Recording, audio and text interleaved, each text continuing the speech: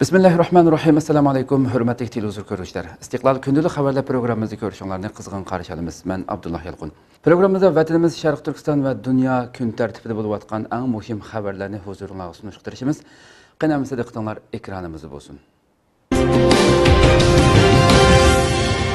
Xitoy Qirg'izistondagi Uyg'urlarni ta'qib qilishga boshladi. 21-iyun ijtimoiy uchur vositalarida tarqalgan xabarda bildirilishicha, Xitoy O'rta Osiyoda turk sistemasidagi millatlarni kontrol qilishga, jumladan Qirg'izistondagi Uyg'urlarni ta'qib qilishga boshlagan. Xabarda yaqinda beri Qirg'izistonning Beshkek shahri Madina bozoriga kamera o'rnatganligi, bo'libmi Uyg'urlar to'plashib o'ltiraqlashgan G'arbiy 5-rayondagi ko'chalarning kirish va chiqish eg'izi, hatto oila o'ltiraq binolarining eshiklarigacha kuzatish kamerasi o'rnatib, Uyg'urlarning barliq harakatlarini ta'qib qilayotganligi, Qirg'izistonda yashayotgan Uyg'urlarni ta'qib qilish, qirg'izlarning hukumatga qilgan ozroq noroziliklari uchun tutqun qilish, qo'lga elish hodisalarining orqasida Xitoy rejimining qonliq qo'li bor ekanligi bildirilgan. Qirg'izistondagi yerlik Uyg'urlar mazkur uchurni tarqatquchiga Qirg'izistondagi vaziyat ahvollarini bildirib, o'zlarining Qirg'izistonda o'shiq gap so'z qila olmaydiganligini bildirgan. Mazkur uchurni tarqatquchi Qirg'izistondagi yaqiniga sizlarning ichinglardagi Uyg'ur yoshlar tashkillanib, atrofinglardagi uchurni bizga yetkazib beringlar deganda, yaqini uni darhol WhatsAppdan yuyib Tahlilchilar O'rta Osiyodagi Qirg'iz, Qozoq, O'zbek, Tojik qatorliq qarindosh turkiy millatlar Xitoyning rasmiy kontrolligiga o'tib qolishdan ilgari hoshini tepib, Xitoyni davlatlaridan siqib chiqarishini, Xitoyga qat'iy yer setib berishga bo'lmaydiganligini, Xitoy yumshoq vositalar bilan mazkur davlatga yamrayotganligini bildirishmoqda.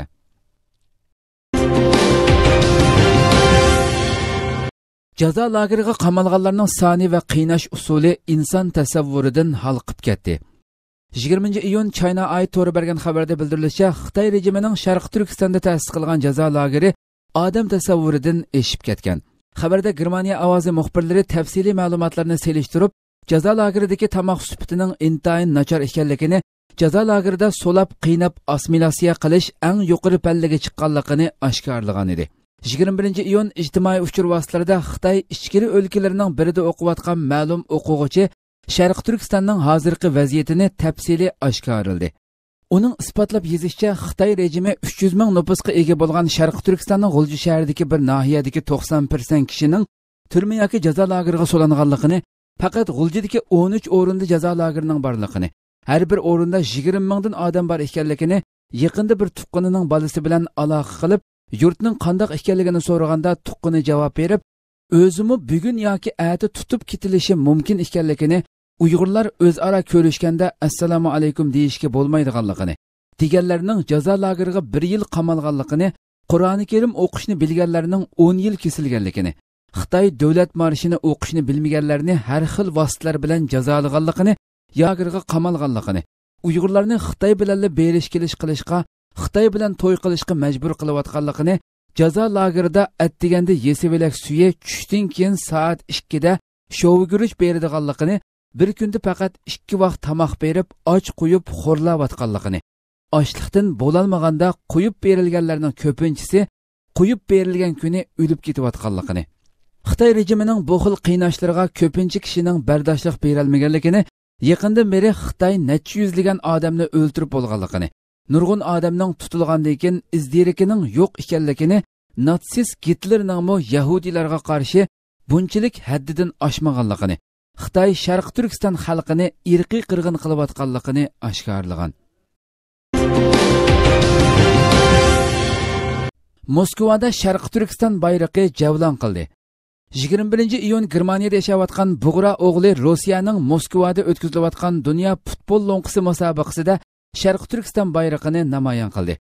Germaniyada yashayotgan mustaqil faoliyatchi Bug'ra o'g'li 14-iyun Moskvada boshlangan dunyo futbol lo'nqisi musobaqasida Xitoy rejimining Sharq Turkistonda elib berayotgan milliy kamsitish va irqiy kamsitish qilmishlarini fosh qilish hamda Xitoy jazo lageriga qamalgan istiqbolli futbol mohiri Irfan Hezimning ahvolini anglatish uchun Germaniyadan yo'lga chiqib Rossiyaga yetib kelganda, Rossiya chegara soqchilari tomonidan aerodromda 2 kun tutib qilinib, 19-iyun qo'yib berilgan. Bug'ra o'g'li Moskva Qizil maydon, Top maydoni va Moskvaning sayohat o'rinlarida Sharq Turkiston bayrog'ini egiz ko'tarib, Sharq Turkistonni va Xitoy rejimi Sharq Turkistonda elib berayotgan maxfiy irqiy qirg'inchiliklarni tunishtirishga boshladi.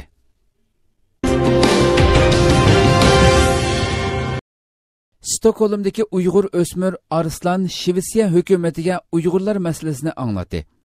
21-iyun Erkin Osiyo radiosi bergan xabarda bildirilishicha, Sharq Turkistondagi siyosiy bostirishlar dunyo axborotlarida ko'plab xabar qilinayotganda, Sharq Turkiston bilan muayyan tarixiy rishtasi bo'lgan Shvetsiyada bu masalaning tegishlik yo'sinda anglatayotganligi ma'lum. Shvetsiyadagi Uyg'ur o'smir Arslan Samsaqning yaqinda Shvetsiya hukumatiga maktub yo'llab, Uyg'ur jamiyati duch kelayotgan krizislarni ma'lum qilishi ana shu ahvollarning biridir. Ma'lum bo'lishicha, bu yil 10 yoshga kirgan Arslan Samsaq yaqinda Shvetsiya bosh ministri Stefan Löfvenga maxsus maktub yo'llagan hamda o'zining anglaganlari va bilganlari asosida Sharq Turkistondagi siyosiy bostirish harakatlarini ma'lum qilgan.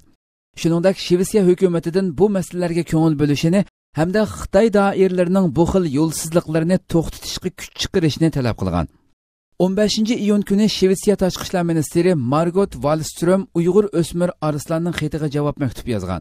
Javob maktubda davlatlar orasidagi munosabatlarga chetishlik masalalarga tashqi ishlar ministrligining mas'ul bo'ladiganligini, shunga o'zining buningga javob yozganligini bildirgan. Shuningdek, Arslanning mushundaq bir zo'r ijtimoiy masala haqida siyosiyonlarga maktub yo'llash g'ayratidan suyunganligini bildirgan. Margot Wallströmning javob maktubida yana Shvetsiya hukumatining Uyg'urlar duch kelayotgan siyosiy, madaniyat va diniy sohadagi bostirishlardan xabardor ekanligi, o'zlarining Sharq Turkistondagi vaziyatga jiddiy muomala qilayotganligi alohida bayon qilingan. Shuning bilan birga Beyjingdagi Shvetsiya elchixonasining Beyjingdagi aloqador hukumat tarmoqlari bilan mushu masalalar haqida suhbatda bo'layotganligini bildirgan. Ma'lum bo'lishicha, Sharq Turkistondagi siyosiy bostirish harakatlari hamda shiddat bilan kengayayotgan yepiq tarbiyalash markazlari haqidagi ma'lumotlar yaqinda buyon Shvetsiyadagi bir qism axborot vositalaridan yer olmoqda. Recep Tayyip Erdoğan o'ltirgan aeroplan 3-aerodromga qo'ndi. 22-iyun Turkiya ovozi radiosi bergan xabarda bildirilishicha, TJANK nomli Cumhur Rais Recep Tayyip Erdoğan o'ltirgan aeroplan uzunligi 3750 metr, kengligi 60 metr keladigan va barliq qurilishi oxirlashgan uchish yo'liga qo'ndi. Recep Tayyip Erdoğan aeroplanning qo'nish jarayonida uchquchilar bo'limida edi. Recep Tayyip Erdoğanni yangi aerodromda qatnash ministri Ahmet Arslan uchquchilar va aerodrom ishchilari qizg'in kutib oldi. Recep Tayyip Erdoğan bo'lsa murosim ahliga salom berdi. Aerodromda Recep Tayyip Erdoğanning aeroplanini kutib turayotgan pajarni xodimlari aerodromga tunji bo'lib qo'ngan aeroplanga suv purkish an'anasi bo'yicha kutib oldi. Recep Tayyip Erdoğanning aeroplani ikki tarafdan suv purkiyotgan avtomobillarning o'ttirisidan o'tdi. Recep Tayyip Erdoğan bu yerda qilgan so'zida katta aerodrom yasashning xushalligini yashayotganligini bildirdi. U mundaq dedi: "Barliq aerodrom xizmatchilarini injenerlardan binokorlargacha bo'lgan aerodrom qurilishiga kuch chiqargan hamma kishilarni tabriklayman. Haqiqatanmi uchish yo'llari, chiroqlari, binolari bilan nihoyat katta aerodromga ega bo'ldik. Xalqimiz va davlatimiz hamda insoniyat uchun aerodromimizning xayrli bo'lishini Allohdan tilayman. Xalqimga chin qalbimdan cho'nqur salom yo'llayman." Aerodromning birinchi qismi Turkiya Cumhuriyatining qurilish yili bo'lgan 29-oktyabrda xizmatga kirishtirildi.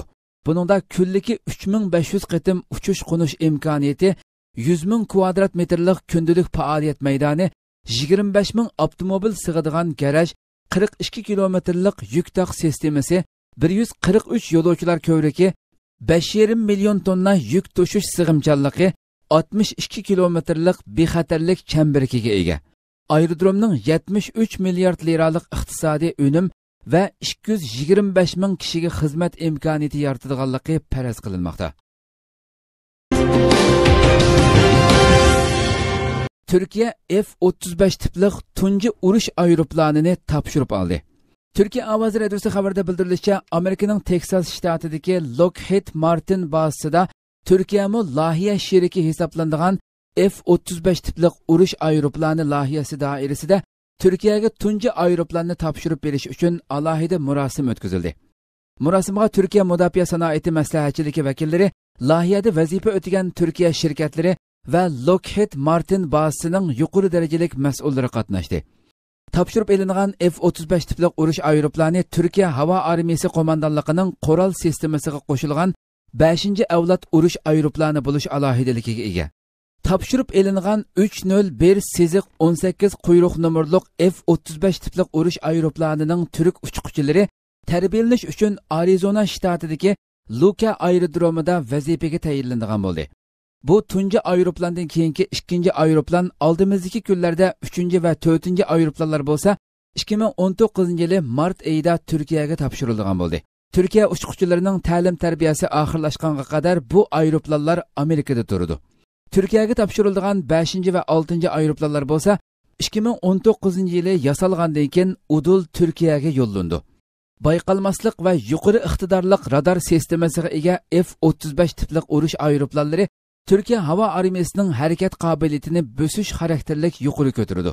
Shunga Turkiya bir qanchalig'an yil ichida bu aeroplandan 100 dona setib olishni planlamoqda.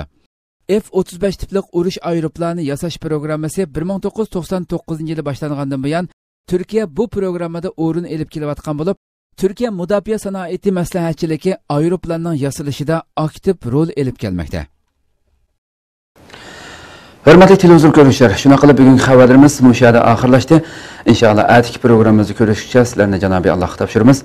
Shuna qilib program oxirida ekran orqasidagi barcha xizmatdoshlarimga ko'pdan ko'p rahmat aytaman. Assalomu alaykum va rahmatullohi taala va barakatuh.